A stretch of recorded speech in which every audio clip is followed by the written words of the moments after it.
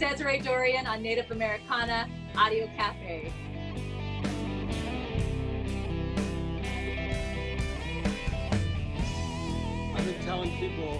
I've been asking people if they know what this is. It has an antenna in that. And some of you guys might not know. I don't know. So, I know. But the idea is if you hold up a seashell to your ear, you hear the ocean, you know. And if you hold this magical transistor radio to your ear, you'll hear country Americana and Desiree Dorion on the channel today. So it's kind of an off the grid kind of a show. And we just want to reach out to people and ask how you're doing, you know, a few questions. And so glad that you guys made it today.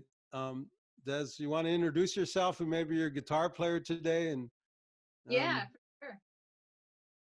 I'm Desiree Dorion. I'm a singer-songwriter from the Opaskwayak Cree Nation in northern Manitoba. For those of you who are listening in the States, Manitoba is just north of North Dakota. And this is my good friend, Stephen Arundel here. He'll be joining me on guitar today. We've been playing together for almost 10 years. So it's nice to see another face. How are you keeping up in your quarantine period? I know you guys are playing today and things like that. How's it been going? Yeah, I mean, it has its ups and downs. I think of it kind of like a wave, you know. Sometimes I'm feeling like I need to get the heck out and do something and get back to normal. But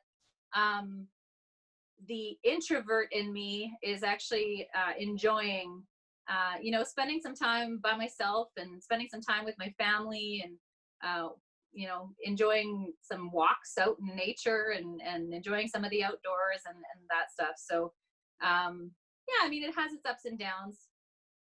The times that you're playing, do you find this time very creative? Are you playing your guitar very much? Are you writing songs? No, if I'm being perfectly honest, I'm not. And you know, maybe that will come eventually, but right now I think I'm just trying to feel normal, or and whatever that means. I mean, I think once we come out of this, we're going to see a very new normal, and you know, this what was once normal may not be again. But right now, I just feel like I'm just trying to, you know, be present with my family and take this kind of time out to hang out with them. And you know, we're gardening, we're riding bikes, and we're you know, cutting wood and all of that stuff. So yeah, we're just hanging out and enjoying our time together. I know you write a lot of songs, Desiree. How about what's your last album that you just released? I've seen yeah, I just released a brand new album on February 7th. It's called Break the Chain. That was produced by Chris Bergaffney here in Winnipeg, and we co-wrote 7 of the 8 tracks on that project. And actually, Stephen and I were just out west in Canada 6 weeks ago. We were on radio tour promoting the record, and we got called home. I got a call from my publicist who said the radio stations aren't allowing you in anymore, so you're gonna have to phone in. And then we found out, of course, that the Juno Awards were canceled, and we had a couple shows, you know, planned around that time, and so we just literally got in the car and came home instead.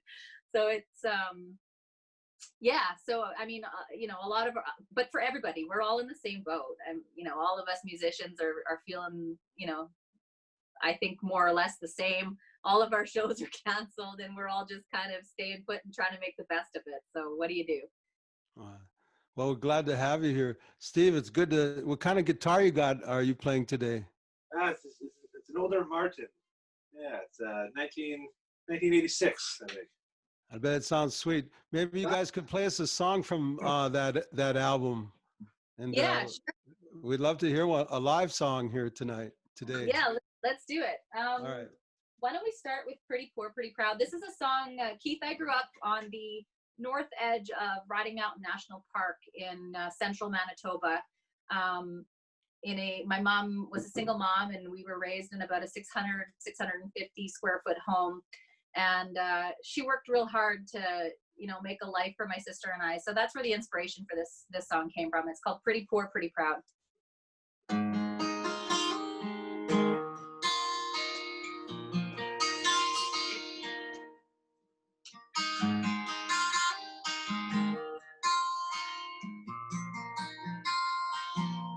She's working double shifts at the park and dine. She sees rich kids come and go. She's been on her feet all day while they're sitting on a gold mine. Pretty ain't gonna lie, but pretty loves what she's got. She wears hand-me-down clothes from the neighbor's kid. She rocks her little sister in her homemade crib. Has a home full of love in a run-down mountain high. Pretty poor, pretty proud.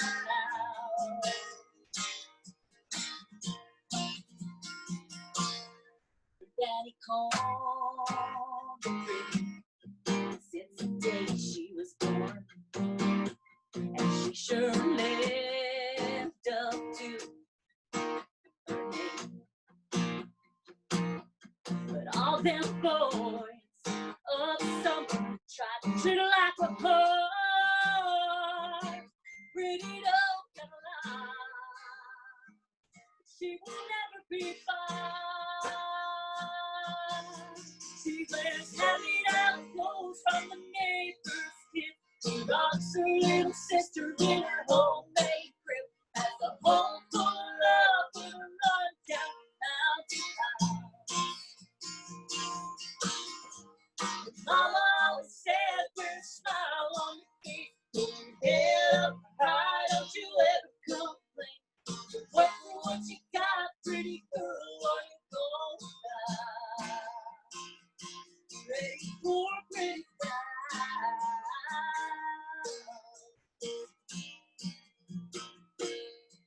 When they say that shovel into dirt, when they cover her body with the earth, well, I hope that preacher man tells the crowd she was pretty poor and proud. Handing out clothes from the neighbor's kids, she rocks her little sister in her homemade crib. Has a home full of love in a run-down mountain high. Mama said to wear a smile on your face. Hold your head up high, don't you ever complain. Work for what you got, pretty girl, or you gonna die.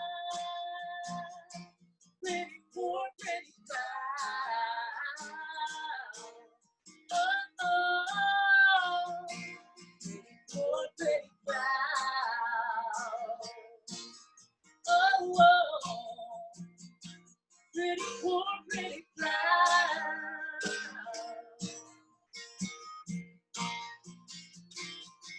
Poor, pretty proud.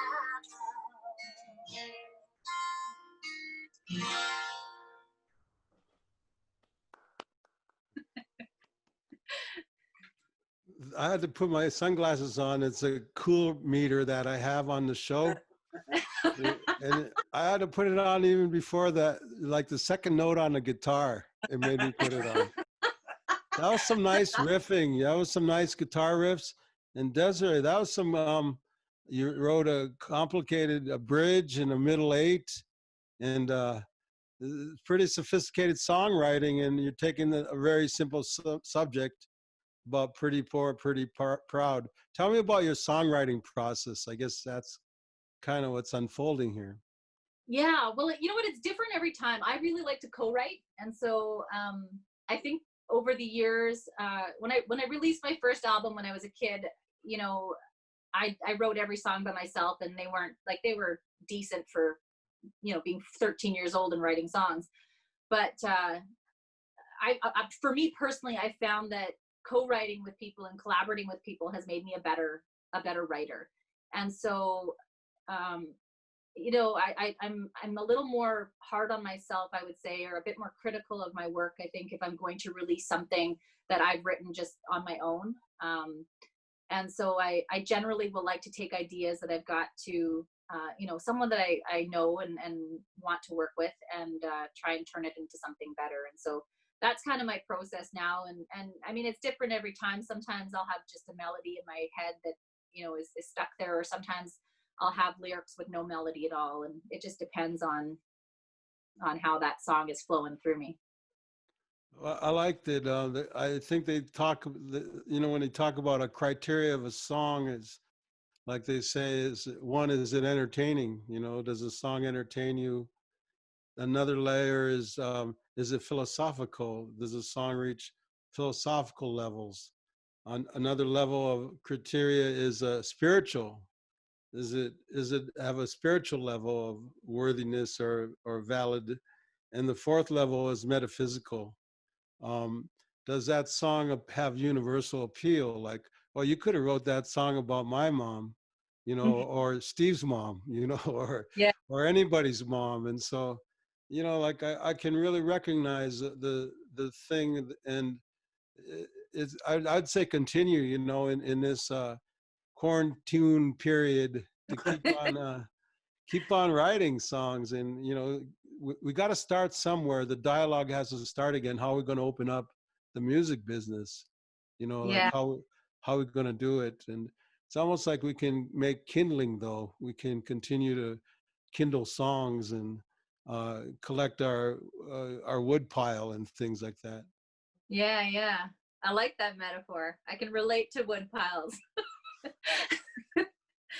I know you're educated, and you went to the University of Manitoba and things, and you highly put education very high, and tell me a little bit about your background. Yeah, my mom, for lack of a better word, she was a bit of a hard ass when we were growing up. And she told us, I'll never forget when I graduated grade 12, some of my friends were getting, cars and, fancy luggage and other kinds of gifts and whatever for grade 12 graduation. And I didn't even get a card. And I said to her, like, what's the deal? Like, I'm graduating high school, and all of my friends are getting gifts or of some sort, even if it's like a dish set, for Pete's sakes. Give me some recognition. And she says, well, what would have you done if you didn't graduate high school? Like, this is an expectation that I have of you, and I'm not going to celebrate something that I expected you to do all of this time. And so, that was kind of the sentiment in my house growing up was, you need to work hard and make something of yourself. And so that was kind of always how, was ingrained in our psyche growing up. And so when I turned 17, I left home, and I moved, well, it was about 4 hours south, I guess, to the University of Manitoba, and lived just off campus there. And I started university. I graduated in 2008. So it took me, I quit though. I dropped out for a little bit. There was like a little low path in there, but I mean, 5 years of university, and I graduated in 2008 with my law degree. It's not something that I share very often in music, but No, I'm proud of it. That's thank you. Yeah, no, it's definitely,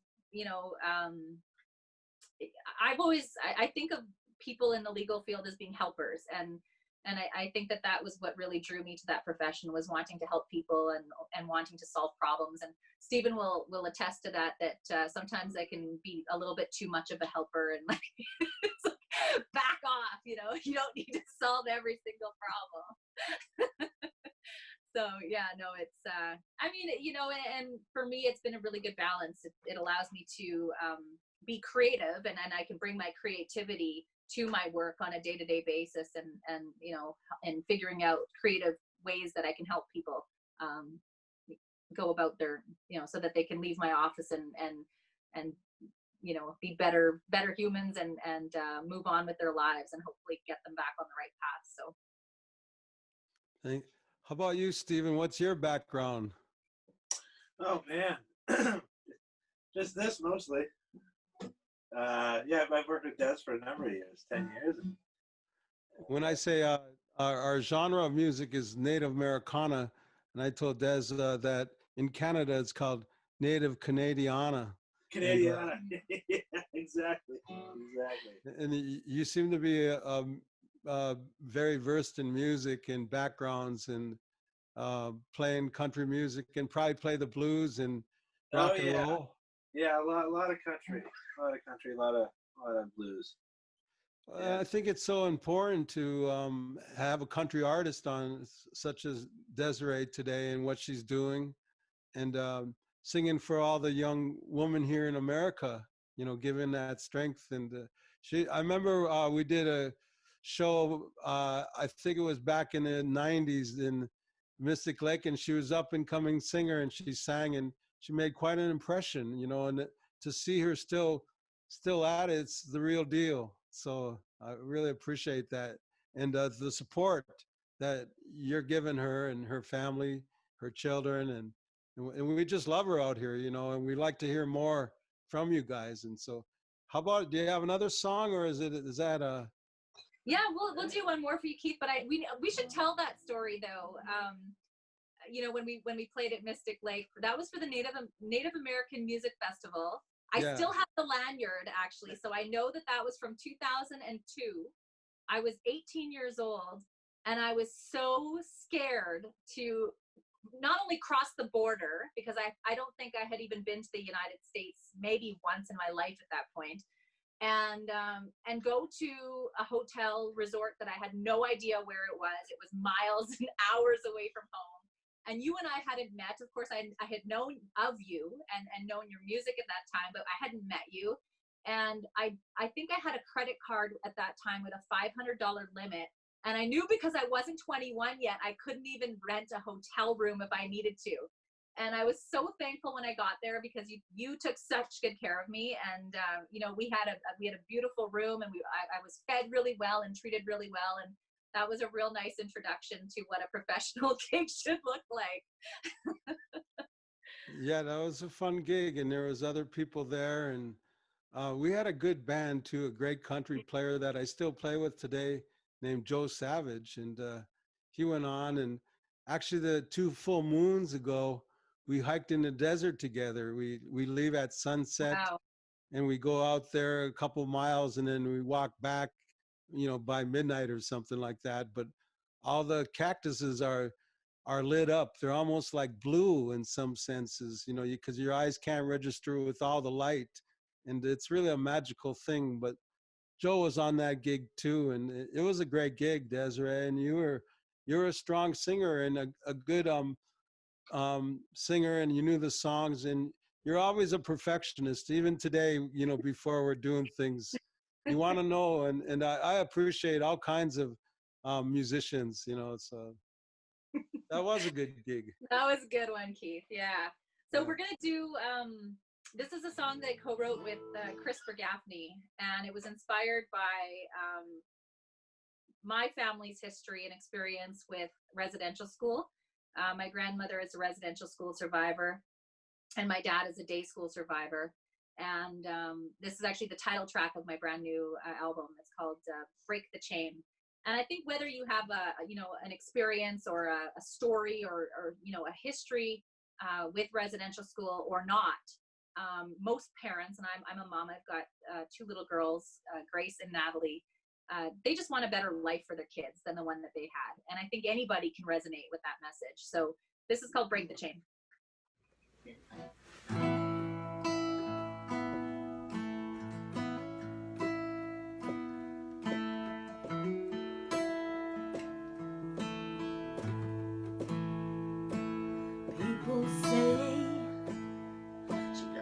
exactly like me, but I'll tell you she ain't gonna see the things I've seen. When I look into her eyes, I see innocence. I tell her when you dream, dream big, baby, who you wanna be. She ain't never gonna wonder if she's good enough. She ain't never gonna worry if she's worth being loved. We might walk and talk and look and sound the same, but she's gonna break the chain. I've been in the dark, yeah, I've been used, I've been scarred, and hell, I've been bruised.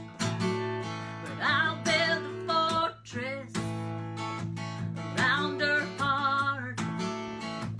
I want to hand her back so she never has to walk in my shoes. She ain't never gonna wonder if she's good enough. She ain't never gonna worry if she's worth being loved. We might walk and talk and look and sound the same. She's gonna break the chain. So sleep, baby, sleep. I'll always be right by your side. And dream, baby, dream. Mama's gonna sing you a lullaby.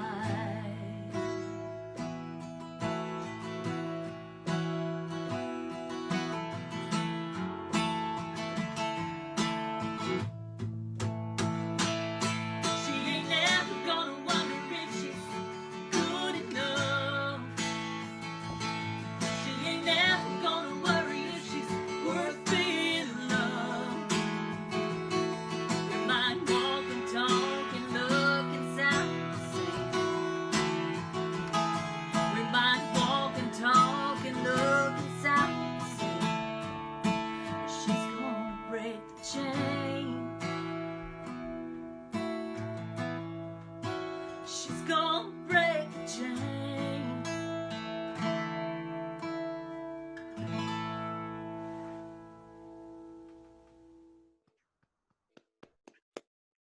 Break the chain. Break the chain. I think it's really significant. The words are really, really right on, you know, talking to people, and we can reverse things, you know, like even genetically, you know, like we're genetically more disposed to certain diseases like diabetes, but we can turn them genetics around, you know, if we can things by we can turn even our genetics around, predisposed kind of thing. And I think that's what we got to do is break the chain. A lot of times too, the chain of events, it seems like they create chaos in your life, and the sooner you can break them, the sooner order comes back. Yeah. Yeah, you know, I'm the first generation in my family to not have to attend a government church-run school. And so, you know, the impacts of colonization are still being felt in my generation, but are going to be less felt by my daughters, you know, as they grow up. And so that was the whole premise, I guess, behind that story. Tell us a little bit more about the boarding school thing. Yeah, well, my grandmother is a residential school survivor, so she was actually, you know, boarded in residential school and had to leave her family to attend. And then my dad attended what's called day school here in Canada, and that was basically a school that was run by the church, but at the end of the day they could go home. But you know, there were still problems with that because they were very maltreated at school while they were there. And you know, I mean, the only blessing, I suppose, is that my dad got to go home at the end of the day. But there were still lasting effects of the treatment that was received in that school.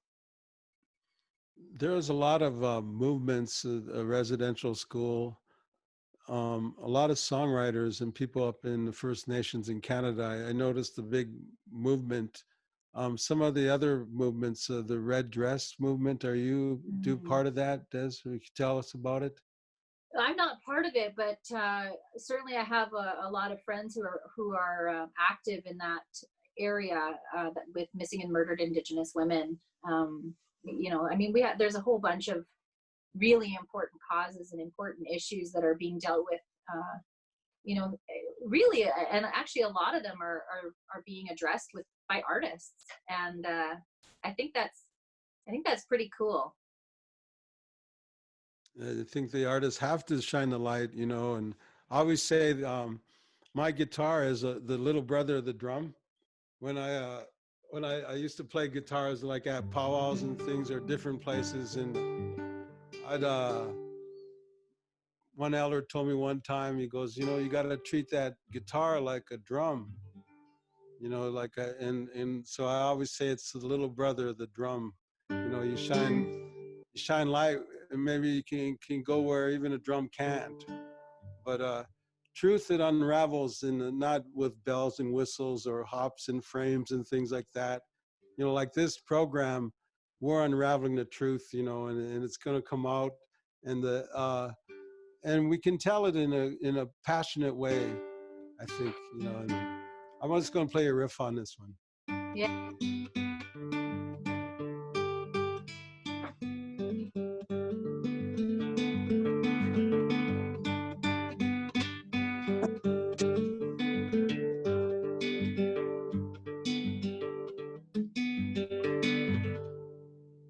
Oh, yeah.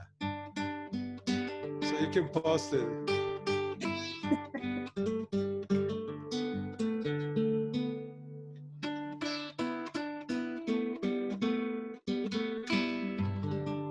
I always say it's at the section of Minnehaha and Hiawatha. You know, it's a true love story, the song. And what we're talking about is intersections, you know, like you're combining country genre with meaningful lyrics and things that reflect a native first worldview. And I think these intersections are what music is all about, you know, where we can teach people through songs. We don't have to point fingers at them, just kind of keep writing songs, and sense of humor helps a lot. Hey, Desiree? It definitely does. Yeah, it definitely does.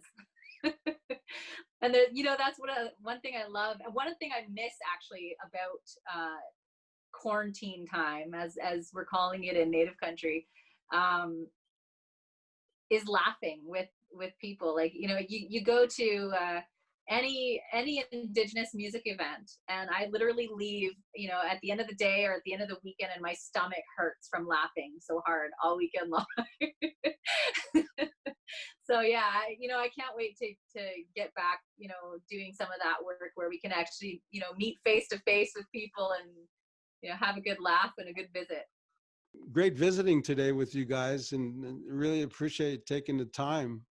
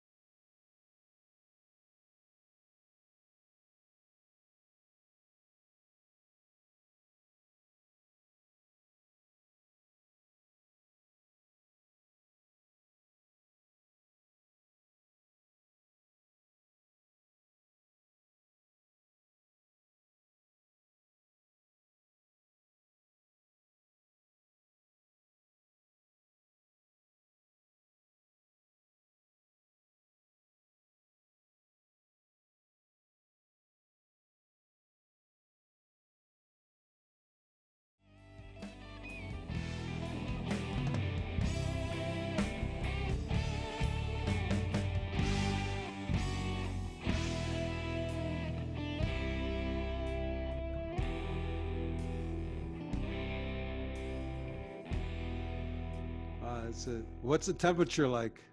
A whopping 10 degrees here. You know, Americans don't know what that means. You know, 10 I degrees, know, you think I it's know. like, you mean that's like a 22 below zero? Yeah. Freezing or something like that? 10 degrees Celsius. I'm trying to think of what the conversion on that would be. Like maybe like 40-ish. We'll figure that out. Steven's on. Steven's gonna look at his phone. Steven's Good. gonna look See, it up. that's what we love. But pretend you're not looking. Pretend you're tuning your guitar string or something like that. You know, like yeah, like